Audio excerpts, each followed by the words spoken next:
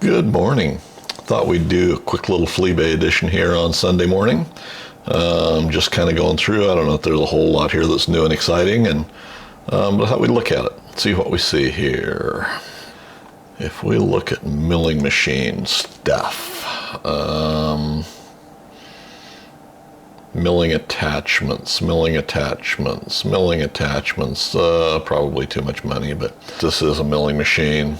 MFC base M1-3, $125 and $25 shipping. If this is where you're starting out in this day and age with just the base and going together from there, why, you're going to invest way too much money in one of these Atlas mills. $150 for a base there's no reason you're ever going to need a base unless you just literally drop your machine and bust the base casting, and I don't see that as ever happening. We're better off to pass on this. Now see, here's another one, roof of an Atlas MFC milling machine in good shape. If it was in good shape, why are you parting it out? Pisses me off. So, seller that's been around for a while, nobody, not anything great. Looks like it's been stripped off for the most part. Got that little brown patina to it, like it's been sitting with a little bit of surface rust building up on it. The knee casting, same thing, $100 and $22 shipping. Looks like it's got the adjustment knobs and the knob handle. The shims and the gibs and the plates are all there, but there again, if you're starting from there, you're doing a losing battle there. No reason that I know of to ever have to replace the knee casting. Nothing's going bad on there. Then you've got the handles and the knee lift screw. The knee lifts, milling machine knee lift screw handle and hand wheel. $125, $100 and shipping on them. Don't waste your money by supporting these guys. Other than that, it's just going down stuff that we've either looked at before, talked about before, or just normal things. Here's another knee casting, gib, lock handle, shims, etc. $100 and $47 shipping. So you've got $150 there. When we look at the other one that was listed later, what's it? $100 and $22 shipping, so it's only $122 probably, and then tax. So yeah, don't waste your money by supporting these guys. That's no reason to be doing that. Looking at shapers, that same side plates listed again. I'm going to be in the shop ramming up some molds today. I may try and ram up at least one side plate casting. Countershaft ratchet links, $12. On these, and this is listed 10-inch metal lathe, 7B shaper, table feed, countershaft ratchet link, S7-79, $12.99 and $4.35 shipping. Now this one has neither of the bushings in it. This ratchet link here, it goes on the countershaft assemblies on the lathe. These are the same part, they have different size bushings in them. So you're going to replace the bushings anyway. The lathe, I believe, uses 2 of these. The shaper has just the one on the ratchet, I think. $12.99 and $4.35 shipping. If you need one of those, that's probably about what you're going to pay. That's kind of what they've been, that $9, $10, $12 range. Not worth much more than that, but the bushings are the differences in those. Then we've got a bunch of just little parts, cross-rail gibs, $16.99 and $4.85 shipping, $20. That's a piece of cold roll steel, build your own. Don't waste your money on those. Another one, knee gibs, $16.99, cross-rail plates, $20, and those cross-rail plates, there again, if you're building one from scratch, it's been a machine that they've tore apart, you're paying too much money and you're wasting your money. Don't do that.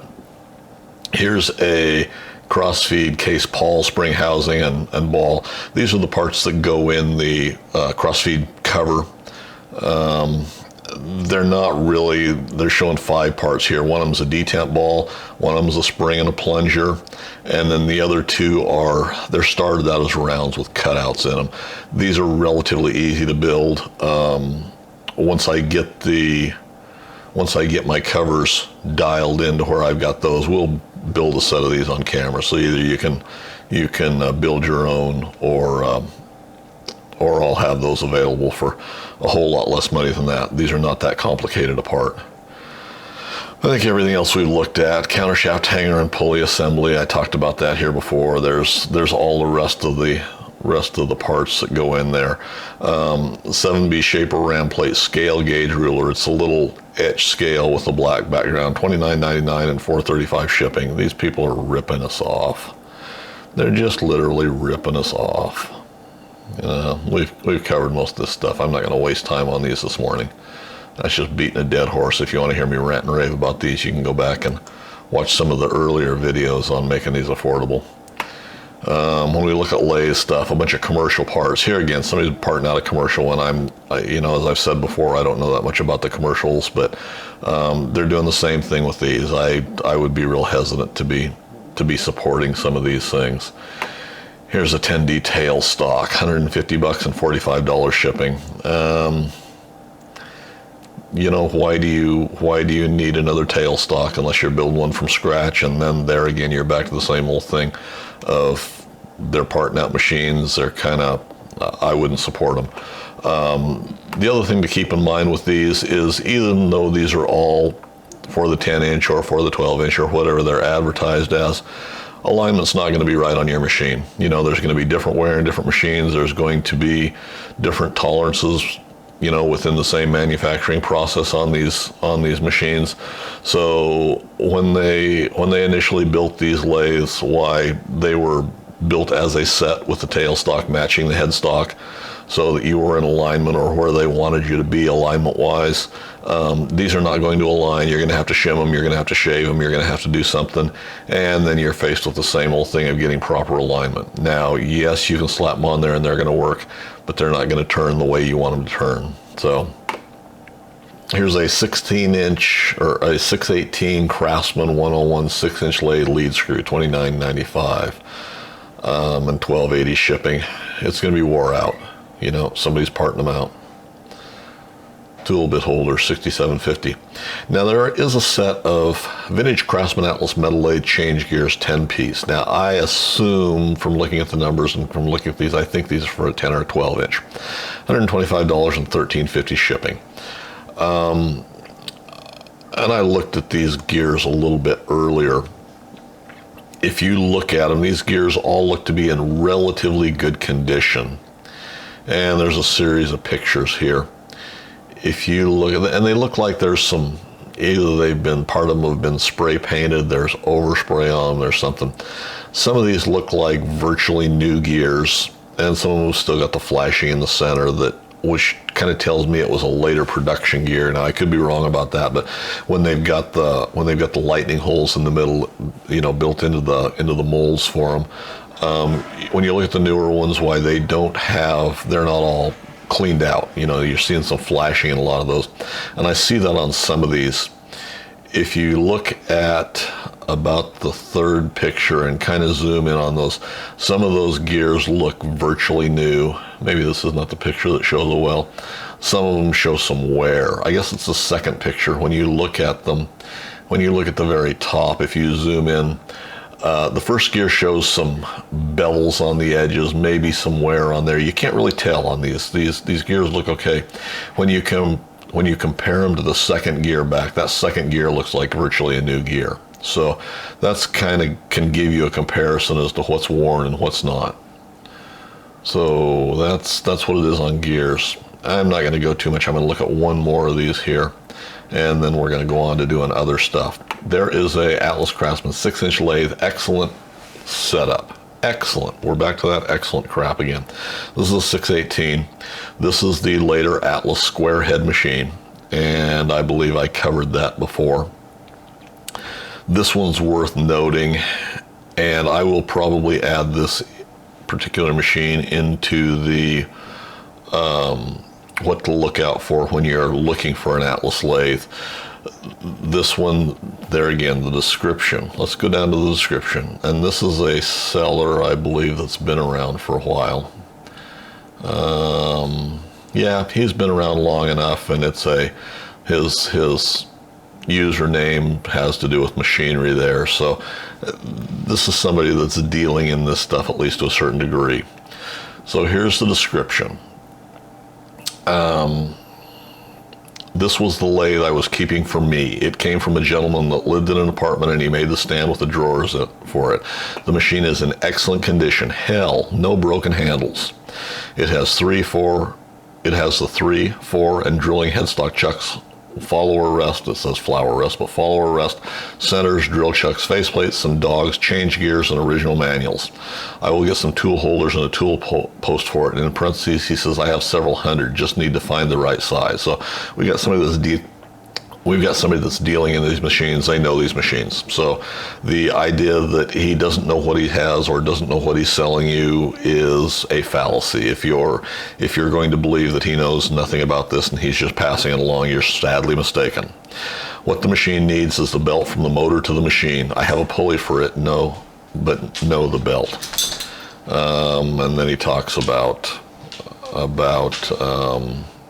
delivering it or shipping it, and that type of thing. Please ask any questions you might have. I just want everyone to be happy. I am by no means an expert. And then he goes on with some disclaimers down there. Now, when we look at the pictures for this is a square head machine, and this thing is ratted out. This has been set in a wet environment. There's brown patina over all of the metal parts, some of them worse than others. Now, it will probably clean up. This is probably not a machine that the ways and things like that are going to clean up. When you look at the threads on the headstock, on the spindle, they're pretty brown. You know, whether there's going to be any pitting there or not, I don't know. Like I say, it would clean up and be a usable machine, but it is by far not even close to being in excellent condition. Now, the things I see off of this machine right off the bat, this excellent condition machine, there's no headstock cover. You've got exposed pulleys there. It's a blue color, which was, I think, the original color for it. Part of it's faded, part of it's worn off, and the parts that are worn off, there's some discoloration there.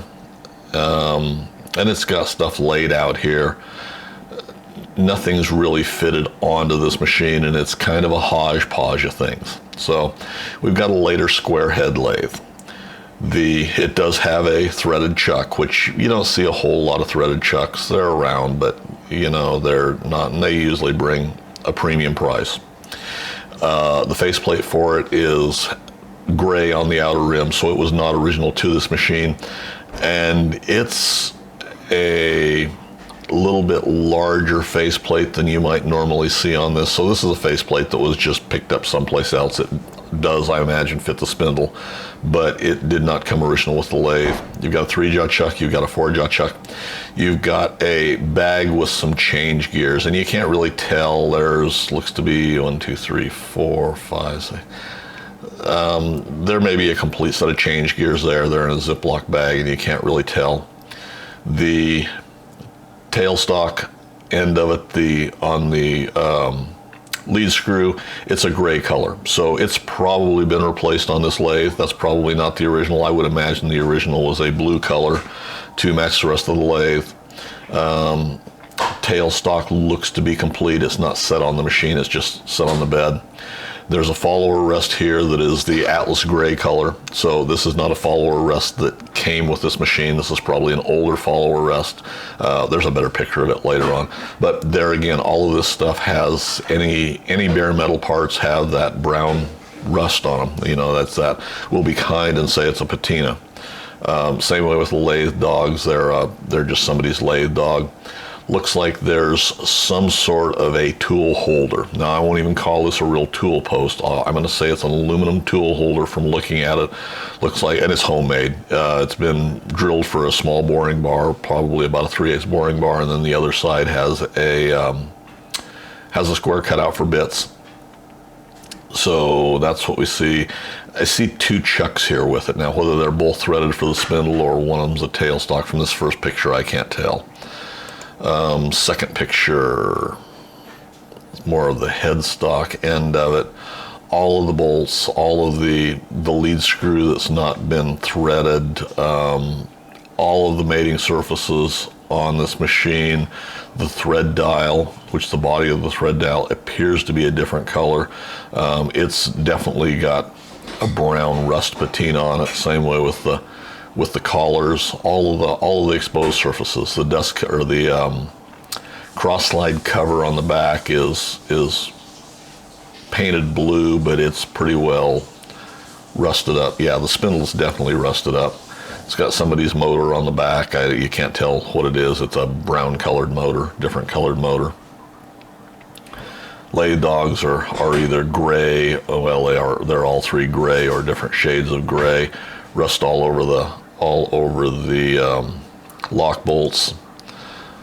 The chucks are in okay condition. They've got a brown patina on them too, not as bad as the rest of the machine. The four jaw chuck's got quite a bit of discoloring on the jaws there.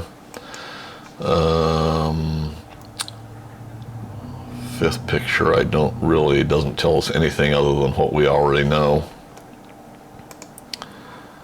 There was one picture in particular here that I was looking for and I was going to point out. Let's see if we can find it. 1, 2, 3, 4, 5.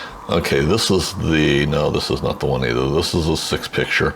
When you look at the hand wheels, and of course these are Zamac. Now the apron hand wheel, the mounting boss for it is a gray color. Looks like it's probably been replaced at some point in time. So this machine is far from excellent. The thread engagement handle looks pretty chowdered up. Looks like, I don't know what they've done there. It's kind of ugly looking.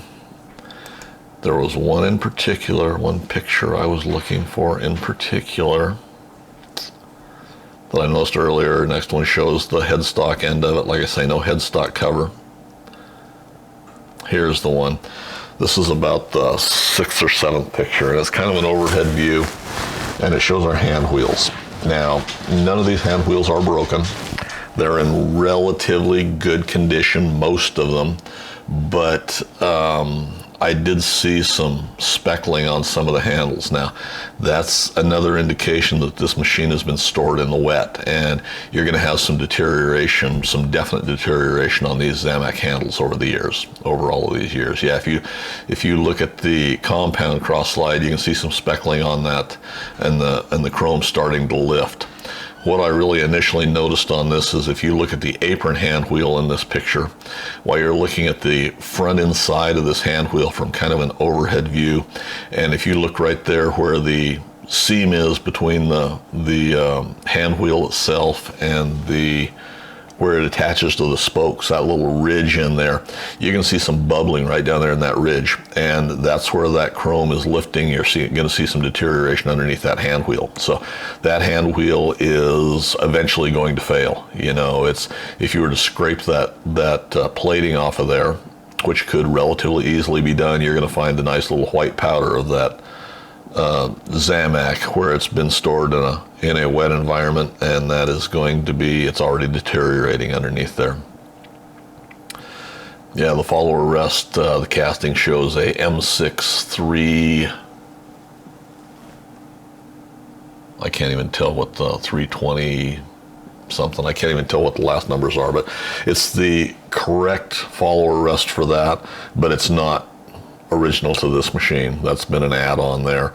Got a wing nut to tie it down, where originally that did not have a wing nut, that had a hex nut on it. And the last picture shows the Atlas logo that's on the headstock, and if you look at the edges of that, that's all chipped and corroding away off of that hand wheel. So this is one of those machines that they're telling you is in excellent condition. This is a piece of crap. So anyway, that's my little rant for the day on Fleabay stuff, little Fleabay stuff that we need to be avoiding. I will go back and take some pictures of this, and I will probably add this portion of this into its own video on things to look out for on the Atlas machines, and maybe add a little bit more voiceover to it. We're going to basically get that same information when I release this portion of it. So anyway, things to look out for, things to avoid. Before we go, there was a couple of older listings here that we could go back and talk about. Now here's a excellent original Atlas 10-inch Craftsman 12-inch lathe tailstock oiler, $27.05 shipping. And this is from one of our newer sellers. He's been parting out some machines. Excellent, excellent, excellent. This is probably an original one. I do a reproduction. You know, I've done a reproduction for about the same money that is stainless steel rather than steel.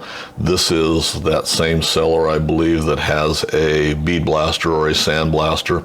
There's only one picture of this, and this oil dropper has been bead blasted or sand blasted off. You know, this it looks to be maybe an original one. You know, if someone were to buy this for this overpriced $27, why, if you find it's blued steel, you know, if you were to touch a portion of that with a little bit of cold blue, why it should turn blue. If it doesn't, then it's stainless steel, and it's probably one of my reproductions. So, but I believe that one's probably an original one. But, you know, pays your money, takes your chances. So, too much money. New Atlas Craftsman 6-inch swing lathe steel compound tool slide, M6303.704-something, $139 and $8 shipping. Now, I've looked at these before. This is a seller that's reproducing some parts. These look to be CNC cut. I'm imagining he's got 6 available for $139 and $8 shipping. If you figure machine time, they're probably worth that. There's probably that much machine time, even CNC wise, and I would speculate he's probably paying for CNC time. I doubt he's doing those in-house. The thing that amazes me, and this is a seller that sells some new and some used parts. So I've seen, I think probably this same compound offered by some other sellers. You see part of them starting out on auction. I've seen them normally in that $100 range is, I think, about where they're doing buy it now, something I don't remember exactly. But when you look at these, it's USA made all steel Atlas Craftsman 6-inch swing lathe, M6-303 and M704-073 compound tool slide, exact fit, durable all steel construction. Replace brittle and now obsolete cast iron ones. This is the same seller that if he has a original part, he's going to be more than happy to sell you that original cast iron part as an original in excellent condition. No, he would have said it was in excellent condition. He's stopped doing that. But, you know, we're going to tell you whatever we need to tell you to sell you product. So I know there was at least one other individual that was having some of the, I believe it was for the 6-inch, having some cast and cast iron. And I think probably for about the same money, maybe a little bit less. So do I want to just add on a hunk of steel, which if you're so inclined, you can, if you've got access to a mill, you can build your own, you know, if that's what you want to do. This is not that complicated a part. There's several machining operations involved with it, but if you've got a broken one to where you need to replace it, you can build your own relatively easily. You know, that's probably a day's project in the shop, couple of days project in the shop if you're not working at it too hard. And you can produce the same product for, you know, your time and $10 worth of steel. So, and it seems as though here lately I have picked on the seller a little bit because there's been a tremendous amount in a tremendous jump in price of his products just over the last 2 or 3 months, and I think they're way overpriced. If we go on down here, there's a new Atlas Craftsman Dunlop Atlas 109 lathe, 3-inch self-centering, 3-jaw chuck, half 20, brand new, $189.99. Now, normally I won't touch these because this is not truly an Atlas machine. This is a Dunlop lathe. Craftsman marketed these. They're a smaller lathe. I think they're probably a 6-inch lathe, but they're very light duty. We've always, for the most part, turned our noses up at these little lathes, and I still do kind of turn up my nose at it. But if we look at these, new, $189.99, $14 shipping. What you're getting is a 3-jaw chuck, the extra set of jaws, a chuck key, and a backing plate. And the description reads as new for the Craftsman Dunlop 109 lathes, 3-inch, 3-jaw self-centering chuck with key and outside jaws and half-20 threaded backplate. Buyer will have to register the backplate before use. It requires turning the registration boss smaller by about 50 thousandths and making a light pass, also on the flat surface to make it as accurate as possible to your spindle. Instructions will come with it. Please visit my eBay store for a huge selection of new and used parts and accessories. Now, let's break this down a little bit real quick. It's a Chinese import chuck, which is what you're getting in this price range. You can go to Shar's Tools and buy, I looked yesterday, and it may be a 4-inch chuck that I looked at. And in reality, when you get down to the 3 and 4-inch chucks, these are little bitty chucks. So, if I was adding one even to a light duty Dunlop lathe, I would have no problem putting a 4-inch chuck on it. 4 inch is not going to overstress that spindle any more than a 3-inch is going to. So, you can buy those from Shar's for $99. I think they're right in that $100 range, and you can get different brands, different quality, whatever the case may be. They're all going to be an import Chinese chuck. You're going to get the chuck, you're going to get the key, and you're going to get both the inside and outside jaws. So that's pretty much standard for your $100. So that leaves you with a grand total of $89.99 plus, well, you're going to pay shipping no matter what, but that leaves you with $89.99 for a back plate. Now, all this back plate is a round piece of steel, basically. It's got a half-20 thread in the middle, which threads on the spindle. It's got 3 holes drilled in counterboard to mount on the chuck, and it looks like you probably have to provide your own mounting screws from the looks of it here. Does there say anything about that?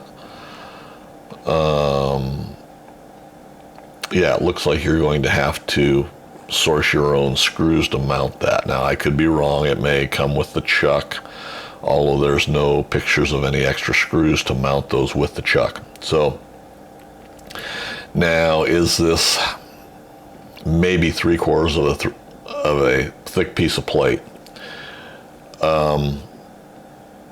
This one's out of steel, and you can see the belt sander marks on these. These are turned on the lathe, probably if it's round stock, on the mill, whatever the case may be, and then they're hit with a belt sander. You see that on the compound for the 6-inch lathe they're offering.